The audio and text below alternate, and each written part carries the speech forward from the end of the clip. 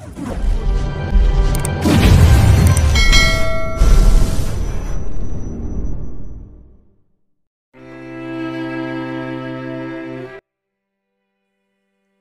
naman ang pag-aalala ni Mrs. Anderson dahil sa nangyari kay Dr. Miracle.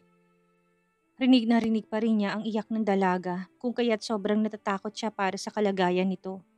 Pipi siyang nanalangin na sana maging okay ang dalaga dahil kung hindi, baka hindi na nito magamot ang kanyang anak na si Kit Joaquin. Huminga siya ng malalim at mabilis na lumabas ng kotse. Nang makarating sa St. Luke Hospital, diretso rin siyang nagtanong ng silid ni Miracle at agad namang ibinigay sa kanyang numero ng ward. Nang ipihit ng matanda ang pinto ay hinanap ng kanyang mga mata si Dr. Miracle. So, sinasabi mong hindi mo talaga kilala kung sino man ang nagtangka ng buhay mo? Tanong ng pulisya kung kaya't agad na napalingon si Mrs. Anderson sa gilid. Dr. Miracle! Sigaw ni Mrs. Anderson at sumilip sa dalaga. Nahinto naman ang pag-uusap ng dalawa. Nagulat naman si Bianca dahil sa narinig. Akala niya naroon si Dr. Miracle. Ngunit na-realize ng babae na siya palang tinutukoy ng matanda. Tita! Hagulhol niya nang makitang nag-aalalang mukha ng matanda. Mangiyak-ngiyak itong napatingin sa kanya. Hinawakan naman agad ni Mrs. Anderson ang kanyang kamay at nagsalita. Dr. Miracle, kumusta ng pakiramdam mo? Iha, sobrang nag-alala ko na marinig kong hagulhol mo sa telepono. Okay lang naman ako, tita. Pasensya na't pinag-alala ko kayo. Sobrang takot na takot kasi ako kanina. Kung kaya't labis ang aking pag-iyak sa inyo. Narinig nilang pagtikim ng pulis. Kung kaya't napalingon si Mrs. Anderson. Base sa kanyang nakita, pulis ang nasa harapan nila at kanina'y may tinatanong sa dalaga. Hindi kaya't nagkokondak ito ng investigasyon? Paumanhin dahil naputol kong pag-uusap niyo. Wika ni Mrs. Anderson at agad na kumuha ng upuan sa gilid at umupo. Miss Mendez, nais ko pong itanong kung may kaaway ba kayo? O may nakaaway nito lang? Tanong ng pulis kung kaya't kumunot ang noo ni Bianca. Wala naman po akong kaaway. Kakabalik ko lang sa Pilipinas mula sa US kung kaya't bago lang ako dito. Wala akong kaaway, ngunit huminga ng malalim si Bianca. Wala naman siyang kaaway, subalit nung nakaraan ay nag-usap sila ni Zenaya at nagkasagutan din. Sa Zenaya lang ang tanging naiisip niyang kaaway niya ngayon. Ngunit, tanong ng pulis, napatingin naman si Bianca sa matanda at pagkatapos sa nakakunot na pulis. Meron ako nakausap nung nakaraan at nagkasagutan kami. Muling nagsulat ang pulis sa notebook nito. Maaari mo bang sabihin kung anong nangyari sa'yo nung gabing nangyari ang planong nagpaslang sa'yo? Napatango si Bianca at nagsimulang magkwento. Nais ko sanang bisitahin si Professor Isabel sa kanyang tahanan. Ngunit nagulat ako nang may makitang maraming nakabantay sa labas. Mga hindi ko kilalang lalaki. Napasulyap si Bianca sa matanda at nagpatuloy na nagsalita. Biglang may nakakita sa akin kung kaya't agad akong pinaandar ang aking sasakyan. Nang makalayo ako doon, hindi ko alam na may nakaabang na pala sa aking mga sasakyan. Noon na dumaan ako sa madilim na kalsada. Doon ako pinagbabangga ng maraming kotse.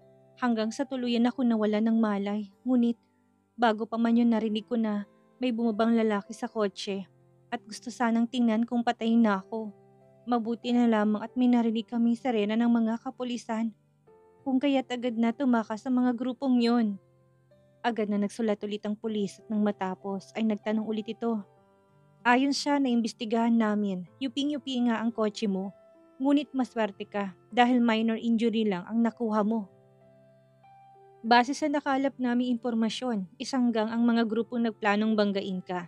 Hindi lang namin nakuha ang CCTV footage ng pangyayari dahil bago pa man nangyaring insidente, sinira na ng mga to ang surveillance camera. Wala rin kami nakitang mga kotseng bumabiyahe sa kalsadang yon. Mukhang ilang araw nilang pinag-isipan ng plano at naniniwala kami isang tao lang ang umutos ng pagpatay sa'yo. Nakaramdam ng panginginig si Bianca at hindi malaman ang sasabihin. Miss Mendez, ayon sa sinabi mo kanina, meron kang nakasagutan noong nakaraan. Nais mo bang ikwentong dahilan kung bakit kayo nagkasagutan ng taong yon? At sinong nakasagutan mo? Napalingon si Bianca sa matanda na kasalukuyang nakayuko at malalim ang iniisip. Si Zenaya po. Nung nakaraan kasi gusto kong akong manggagamot sa kanyang asawang. Kaibigan ko rin na paralisado. Nais ko lang naman na mag-suggest since ako ang mas may kakayahan sa kanya. Gusto ko lang naman na tumulong sa kanila. Ngunit sinigawan niya ako at pinagmumura. Sabi nito, hindi kailangan ng asawa niyang paggamot ko. Dahil siyang mas nakakaalam sa lagay ng asawa niya. At hindi ako. For your information, sir, pareho kaming doktor ni Sinaya. Ngunit mas may kakayahan at matalino ako sa kanya dahil galing ako sa US. Siguro, hindi yun matanggap ng dalaga kung kaya't ayaw nitong pumayag na gamutin kong asawa niya. Tanging siya lang ang naiisip kong nakasagutan ko. Simula nang dumating ako dito, wala nang iba pa. Habang kinakwento yun ni Bianca ay napapaiyak siya. Nanginginig din ang katawan niya kung kaya't iba nang makakita ay nakakaawa itong tignan. Kinagat niyang labi saka napatingin sa matanda. Tita, siguro nga ang may galit sa akin si Zenaya. At natatakot tong baka ako makapagpagaling kay Kita at hindi siya. Natatakot to na baka malamangan ko siya at kunin ko si Kit Joaquin sa kanya. Siguro naghahanap to ng paraan para tuluyan ako mawala sa buhay niyo. Nais ko lang namang makatulong ngunit ito pang napala ako, tita. Dapat hindi kayo maniwala sa sasabihin ng Zenaya na yan. Naiiyak na sabi ni Bianca. Nang matapos ang kwento ni Bianca ay mas lalong napakunot ng noo ang matandang Anderson.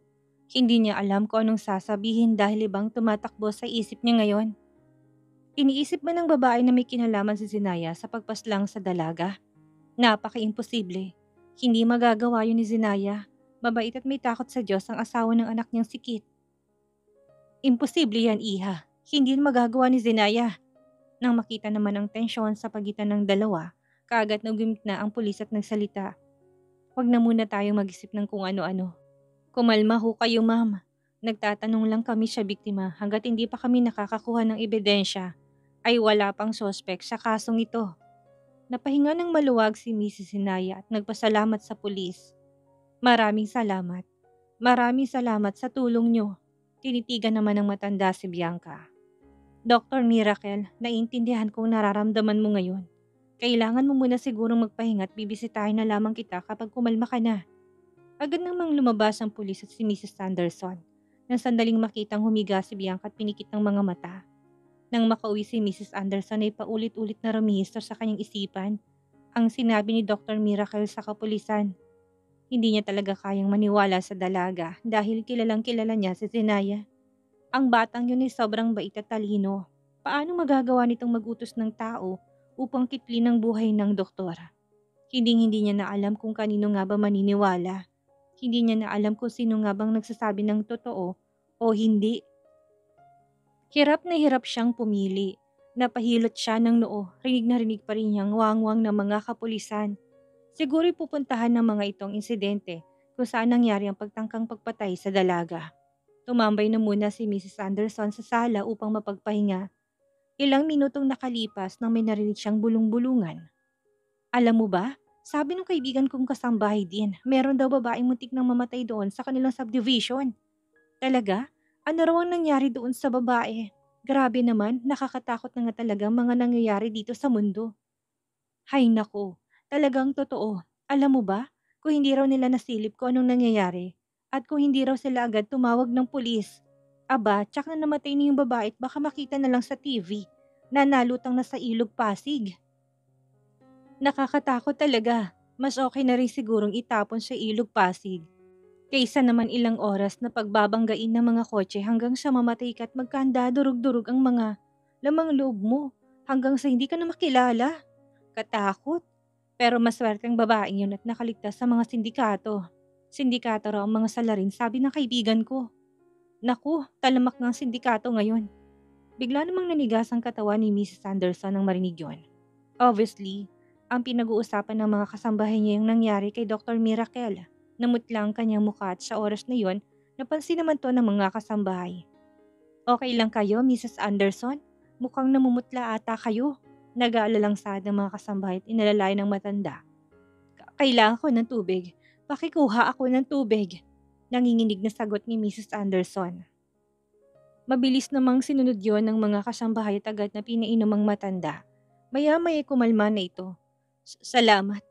Kahit na kumalma siya, hindi pa rin nawawala ang kanyang pag-iisip at pag-aalala. Nakita niya si Thunder nakakapasok pa lang sa bahay kung kaya't mabilis niyang nilapitan ng anak na lalaki. Thunder, narito ka na pala. Yes ma, anong problema? Bakit parang stress ka yata? May nangyari ba? Tanong ni Thunder, may halong pag-alalang mukha sa binata para sa ina. Anak, kilala mo ba si Dr. Miracle? Yung magaling ngunit misteryosong doktor sa buong mundo. Kaibigan pala yun ng kapatid mo at gusto nitong gamutin si Kit. Kilala ko nga siya mom, subalit meron ng doktor ang kapatid at ang Diyos akong sister-in-law yun. Nakakalimutan mo na ba? Taas na kilay na tanong ng binata sa matanda. Hindi nito nagustuhan ang sinabi ng ina nito. Anak, si Dr. Miracle na yon. Sabi niya malalaki ang tsansang mapagaling ang kapatid mo. Matanong ko lang, nasabi mo na ba ito kay Kuya Kit at Ate Zenaya? Putol na tanong ng binata. Nasabi ko na, ngunit hindi sila pumayag. Napahinga ng malalim si Thunder.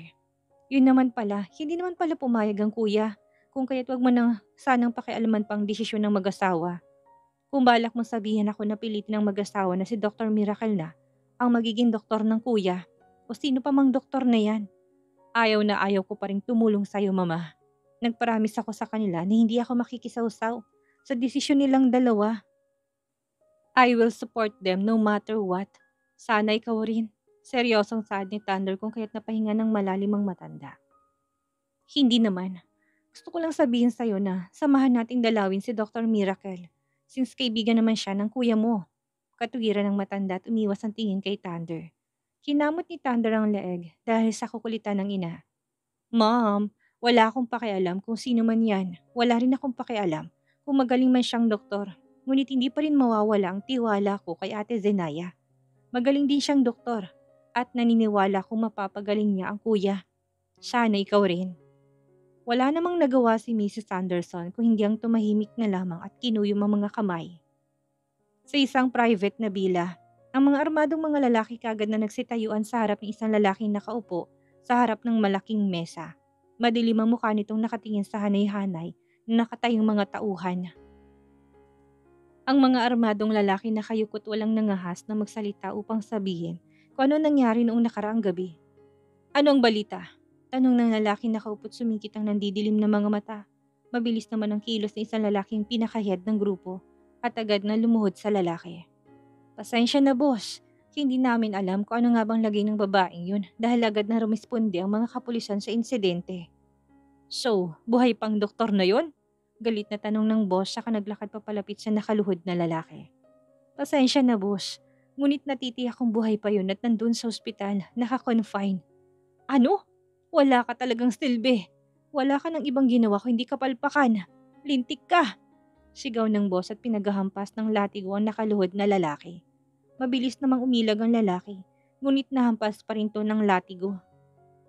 Sa sobrang lakas ng pagkakahampas ay napunit ang kanyang damit at lumatay yun sa kanyang balat. Paulit-ulit na nilatigo ng lalaki hanggang sa napuno na ng dugo ang kanyang katawan. Ang kulay puting t-shirt nito ay kulay pula na. Ang mga nakahani na kalalakihan hindi malang nagawang tignan ang kanilang amo habang pinaghahampas ng latigo ang kanilang kaibigan. Tama na po, huwag kayong mag-alala boss. Gagawin ko lahat para mapatay na mismo ang... Tangina, gawin mo. Kung hindi mamamatay kayong lahat, naintindihan nyo? Ang dami-dami nyo, ngunit natalo kayong isang babae lamang. Nakapuslit pa talaga sa inyo. Ilang taon yun nang pinaghahanap ang Dr. Miracle na yon. Kung kaya't hanggat may tsansya ay dapat na mawala na kaagad sa mundo ang babaeng yun. Sigaw ng boss. Napaluhod naman ang lahat ng mga kalalakihan. Masusunod po boss. Tumangwang boss at napahinga ng malalim. Nasaan ang doktor? Dahan-dahan namang tumayong sugat ang lalaki kahit na nahirapan at humahapdi pa ang buong katawan nito. Naroon po siya sa St. Luke Hospital, boss. Pinasundan ko siya sa isa pang tauhan natin. Sa ospital? Tanong ng boss at napataas ng kilay. Ah, tama. Patayin niyo na lang siya sa ospital. Doon ay mas mapapadali ang pagpaslang niyo sa kanya. Hindi na kayo mahirapang dispitsahin ang kanyang katawan. Nakangising saad ng boss. Tama ho kayo, boss. Utal-utal na sabi ng lalaki. Tandaan mo, kapag pumalpak ka na naman, alam mo ng kalalagyan mo, lahat kayo papatayin ko. Ipapakain ko kayo sa mga alaga kong leon. Itatak nyo yan sa mga kokote nyo. Sigaw ng boss at lumagungdong yon sa loob-loob sa silid na para bang kulog at kidlat sa kalangitan. Napatango-tango naman ang kalalakihan. Naiintindihan po namin, boss. Sabay-sabay na sigaw ng mga grupo. Nagsilabasan naman ng mga kalalakihan at agad na pumunta sa St. Luke Hospital. Habang nagpapahinga si Bianca, pumasok naman ng nurse nang makitang tulog pang pasyente ay tahimik nitong pinilitan. Ang dextrose bag ni Bianca tumalis na. Sobrang himbing ng tulog ni Bianca, kung kaya't hindi niya napansin na may pumasok sa kanyang silid. Maya-maya may naramdaman siyang kakaiba. Naramdaman niya na may tumutusok sa kanyang leeg at naririnig pa niya ang parabang mga hakbang sa loob. Biglang naalertong dalaga kung kaya't napamulat siya at napasigaw. Doon ay bigla siyang napatalo nang may makita siyang mga taong nakamaskarang itim. Sigaw ni Bianca nang mahiwang kanyang leeg. Mabuti na lang at umilag siya kung kaya't hindi malalim ang pagkakahiwa sa leeg niya. Oh my God! Help! Help!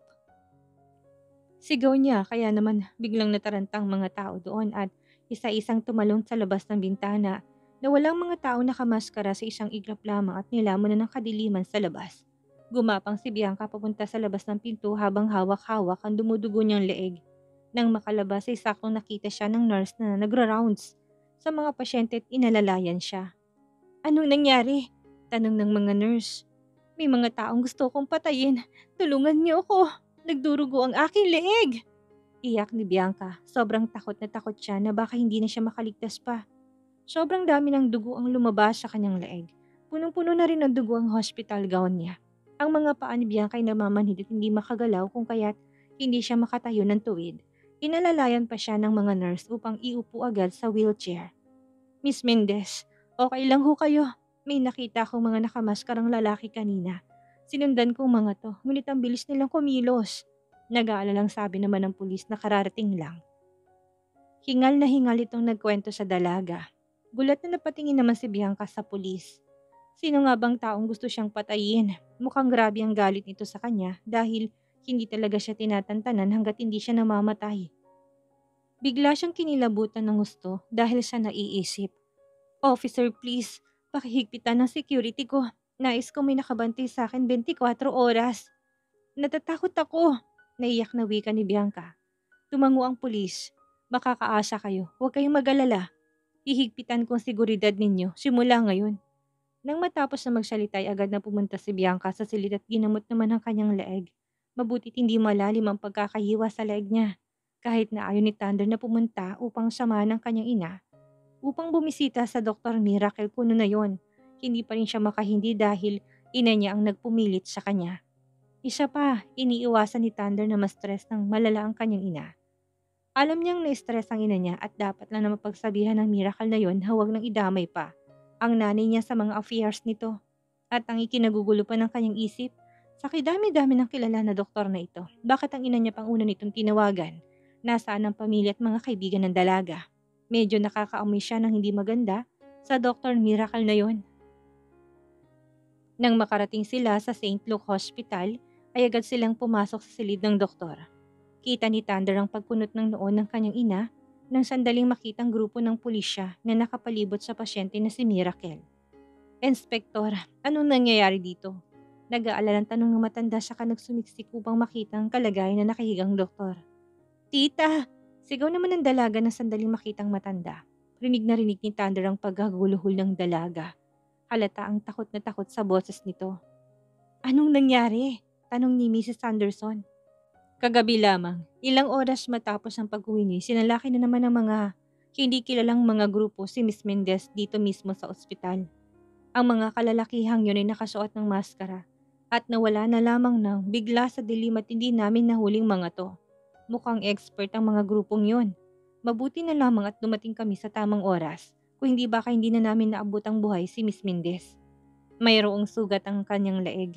Tinangkang gilitin siguro ang leeg ng dalaga, ngunit biglang nakailag si Miss Mendez. Kung kaya't mababaw lamang ang hiwa sa leeg nito. Seryosong saad ng inspektor. Nakaramdam naman ng takot ang matanda. Nanginginig siya't naawa sa dalagang kaharap niya. Tita, sabi ko naman sa inyo, hindi ba? Hindi talaga ako titigilan ni Zenaya hanggat hindi ako napapatay. Malaki nga talagang inggit nito sa akin. Tulungan niyo ho ako na mahuli ang babaeng yun. Umiyak na sambit ni Bianca sa matanda. Mas lalong kumunot ang noo ni Thunder na marinig ang sinabi ng dalaga. At paano ka naman nakakasiguro na ang sister-in-law ko ang nagtangkang kumitil ng buhay mo? May ebidensya ka ba? Pagtatanggol na wika ni Thunder, hindi niya matanggap na ang isang babaeng ito ay pinaghihinalaan ng kanyang inosente at mabait na sister-in-law. Hindi naman makapagsalita ang matandang Anderson. Hindi nito alam kung maniniwala ba ito sa sinabi ng dalaga sa harap niya. Hirap na hirap talaga siyang maniwala dito at hindi kayang iproseso na si Zenayang may pakananan lahat ng ito. Ngunit alam niyang hindi naman siguro gagawin ng dalagang sakta ng sarili nito, hindi ba? Sa una, ayun ang naisip niya, ngunit dalawang attempt. Sino nga bang taong sasaktan ng sarili niya upang makuha ang simpatya ng iba? Baliw lang ang gagawa noon. Totoo ang sinasabi ko. Sino nga naman ang nakaaway ko? Si Zenaya lang naman yun. Maniwala kayo sa akin. Sigaw ni Bianca at nag-hysterical na. Pinakalma naman ang dalaga ng mga pulis. Hindi ako naniniwala sa'yo hanggat wala kang ebidensyang ibinibigay sa amin. Hindi kami maniniwala sa'yo. Sigaw ni Thunder at halatang naiinis na sa dalaga. Paano nito sabing si Ate Zenaya niyang may salarin? Niwala nga itong ebidensya. Huminahon na muna kayo, Miss Mendez. Talaga bang si Zenaya Anderson lamang ang nakaalitan niyo? Tanong ng ekspektor. Tumango ang dalaga ng diretso. Oo, siya lang ang nakaalitan ko. Siya lang naman ang ayaw na makatulong ako sa pagpapagaling ng asawa niya. Nainggit ito sa akin dahil pareho kaming doktor at ako mas lamang at may kakayahan sa kanya. Sumusobra ka na, galit na sabi ni Thunder at lalapitan na sana si Bianca, ngunit pinigilan siya ng kanyang ina na si Mrs. Anderson. Huminahon ka na muna anak, bulong ng matanda kay Thunder. Totoo naman ang sinasabi ko, Inspektor. Tulungan niyo ako. Ako ang naagarabyado dito. Hagulhol ni Bianca habang hinahawakan ang laylayan ng damit ng inspektor. Nonsense! Sigaw ni Thunder. Thunder, tumigil ka na! Galit na saway ni Mrs. Anderson sa anak. Napalingon naman ang inspektor kay Thunder. Mr. Anderson, nais ko lang sabihin sa'yo na huminahon ka muna. Kami nang bahala dito at kung sino man ang may galit at nakaaway ng biktima ay mapupunta sa listahan ng suspect. Hindi naman makapaniwala si Thunder nang marinig yon. Hindi siya nakapagpigil at agad na umalis sa ward. Sinanda naman yun ng matandang Anderson. Thunder, sandali lang! Sigaw ng ina, kung kaya't napahintong binata siya kahuminga ng malalim. Mom, naniniwala kayo sa babaeng yun? Sino ba siya? Kakikilala mo lang sa kanya, hindi ba? Bakit hindi mo magawang ipagtanggol si Ate Zenaya? Tanong ni Thunder sa kasinamaan ng tingin ng ina. Napaiwas ang tingin si Mrs. Anderson. Hindi naman sa ganun anak, ngunit siya si Dr. Miracle. Ang sikat at misteryosong doktor sa buong mundo. Paano niya magagawang magsinungaling, lalo na sa harap ng mga pulisya? So, naniniwala ka doon? Naniniwala ka na gustong ipapatay ng Ate Zenaya ang babaeng yun? At paano kayo nakakasigurong siya nga si Dr. Miracle? Nagbigay ba ito ng ebidensya sa'yo? Hindi ka ba nagtataka na bigla na lamang sumusulpot yung babaeng yan sa buhay natin at ginugulong buhay natin pati ng buhay ni Kuya Kit at Ate Zenaya? Tanong ni Thunder sa kanapahilamos ng muka. Mom, mag-isip ka nga, bakit ikaw ang una nitong tinawagan? Bakit hindi ang kanyang kaibigan? Ang kanyang pamilya? Dagdag pa ni Thunder kung kaya't biglang natahimik ang matanda. Hindi ko na alam. Hindi ko na alam kung sinong papaniwalaan ko. Ngunit nakakaawang batang yun. Hindi nito alam kung sinong gustong pumatay sa kanya. Natatakot na ako sa isang iglap mawalang kawawang dalagang yun. Mom, wala ka nang pakialam sa babaeng yun. Huwag mo nang isipin at may stress ka lang. Mas mabuti pang umuwi na lamang tayo. Nais kong sabihin kay Kit ang mga nangyari at baka makatulong siya. Hindi pinansin ng matandang sinabi ni Thunder, kung kaya't mas sumakit pa ang ulo ng binata. Mom, hayaan mo na ako nakakausap kay Kuya. Huwag ka nang sumali pa sa gulong ito. Ako ni mismong kakausap kay Kuya at baka mas lalong ma-stress ka pa. Hindi maganda ang kalusugan mo ngayon. Sana naman makinig ka sa akin. Namumroblemang saad ni Thunder kung kaya't napatangong matanda. Ipangako mo sa akin na kakausapin mong kapatid mo tungkol dito. May tiwala ka sa Thunder. Bulong ng matanda kung kaya't napatango ang binata.